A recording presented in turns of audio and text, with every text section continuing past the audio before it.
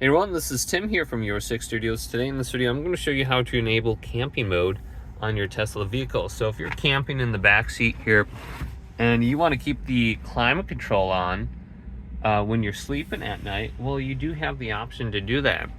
So if you look at your Tesla screen here, go on down to the climate option and tap that.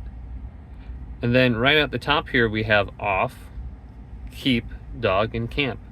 So all three of these modes will allow you to keep the climate control on when you exit the vehicle, or I guess when you're in the vehicle too.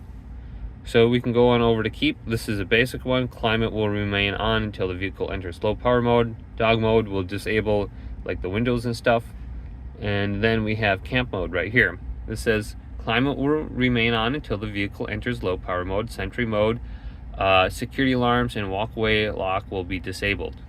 So just enter camp mode right here, and then you can keep the climate control running and moving overnight. So if you want to heat the vehicle or cool the vehicle, that is a way to do that when you're sleeping. Hopefully this video did indeed help you out.